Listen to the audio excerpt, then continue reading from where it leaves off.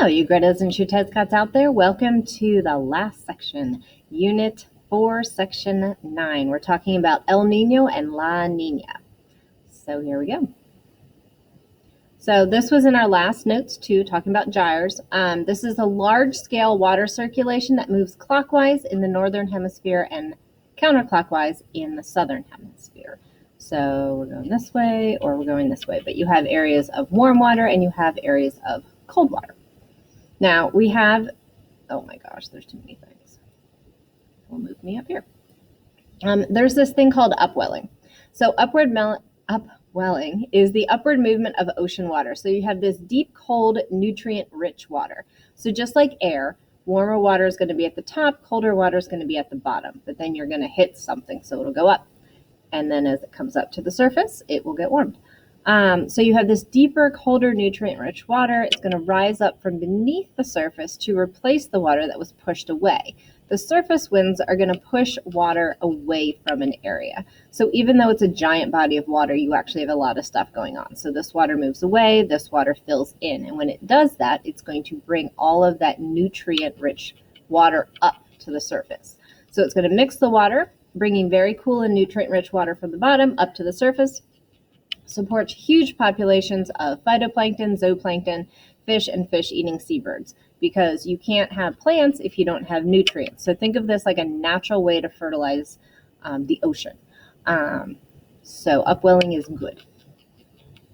And now we move back down here. So upwelling occurs along the steep western coast of some continents. And once again, the winds blowing along the coast are going to push the surface water away from the land and draw this water up. So here's another beautiful picture. So you can see that water getting dumped up, and then all of these little critters are getting supported. You support the bottom of the food chain, you support everything above it. Yet another. So you can look at the temperatures as you're more deeper in the ocean to up, and all this nifty temperature change that's going on. So going on to El Nino. Every few years, it changes, but every few years in the Pacific Ocean, the normal shore upwellings are affected by changes in the weather patterns. And so the prevailing tropical trade winds going east to west either weaken or totally reverse direction. So this is going to cause the Western Pacific warmer waters to move towards South America. This is going to suppress the normal upwellings of cold, nutrient-rich water. So what does this mean? Why do we care? So here's your normal conditions. With the upwelling, the winds blow, you have warm surface water, you get tons of plankton up here, which is then going to support everything else higher up in the food chain. With El Nino, you don't have as much upwelling because there's less kind of force behind it. You still have your warm surface area, but you have a larger area of nutrient depleted because you're not getting this awesome upwelling that happened here. So in a normal year, this is what life looks like. You've got a cooler area, you've got a warmer area. But in El Nino, it kind of skews and it makes it warmer. And what it results in for us is warmer winters here in the United States. So this warm wind moves eastward instead of westward, and then ta-da. So once again, possible effects of El Nino, you're going to have a decrease in nutrients, which is going to affect everything in the food chain. It's going to reduce primary productivity, which is how many plants you have. It's going to cause a decline in the fish populations because, we'll put me there, the fish need to eat the stuff below it on the food chain. And it also alters the weather in like 2/3 of the globe, especially in lands along the Pacific and Indian Oceans. So you can see it's very wet and warm here. This area is going to be very dry and warm, so this area is going to have droughts, whereas we're going to get more rain with El Nino and then warmer areas as well. So once again, some areas are going to get droughts, some are going to get more rain, and some are going to get warmer weathers. Back down. Once again, normal conditions versus El Nino conditions.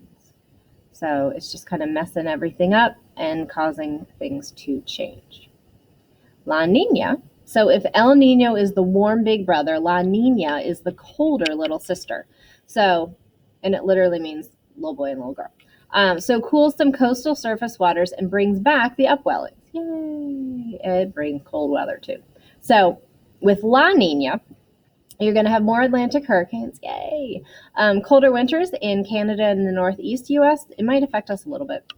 Warmer, drier winters in the southeast and southwestern United States. More wildfires. They don't need any more right now, so La Nina is not good for that. Wetter winters in the Pacific Northwest. They actually could benefit from that. And then torrential rains in Southeast Asia and lower wheat yields in Argentina because of the different water. So, and temperatures. So a lot of different things happen with La Nina, which is kind of nifty as well.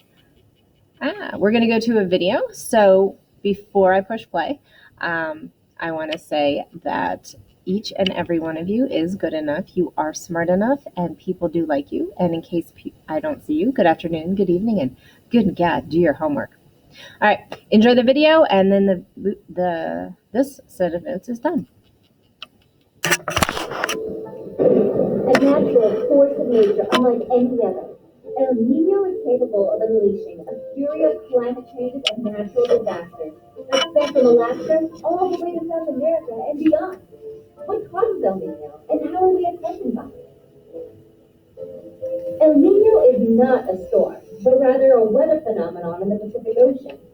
During an El Nino, the surface water temperature warms up, leading to complex weather patterns.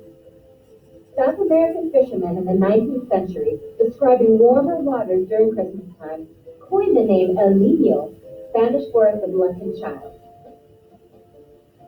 Nowadays, when sea surface temperatures in the equatorial Pacific Ocean rise 0.5 degrees Celsius over the historic average for 3 consecutive months, and when atmospheric conditions and rainfall patterns shift accordingly, scientists officially declare an El Niño. An El Nino event takes place about every 2 to 7 years.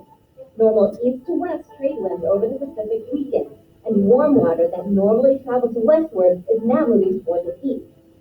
Moisture then rises into the air, and the effects of El Nino are felt throughout the Americas. In the ocean, warm water pushes colder water downward, blocking the important upwelling of nutrient-rich waters to the bottom. This causes some marine life to migrate to colder waters. Animals that normally feed on the sea life suffer, and fisheries throughout Central and South America suffer too. But El Nino's most noticeable repercussions are felt on land. In the western United States and Central and South America, the warm air and moisture lead to increased storms, rainfall, floods, loss of life and property, and the increase of some vector-borne diseases like malaria, even in places where they don't normally occur. In Southeast Asia and Australia, the opposite takes place. These areas suffer from drought, wildfires, and colder ocean waters. In 1997 and 98, the world experienced the biggest El Nino in recorded history. Some estimates blame that El Nino for 2,100 deaths and $33 billion in damage. Mongolia saw temperatures reach 108 degrees Fahrenheit. There was record flooding in Peru, and the U.S. saw storms in the Gulf Coast, flash flooding from California to Mississippi, and tornadoes in Florida. Scientists are now better able to predict if and when an El Nino event will take place. This helps communities better prepare for the changes in weather patterns and better adapt to its repercussions.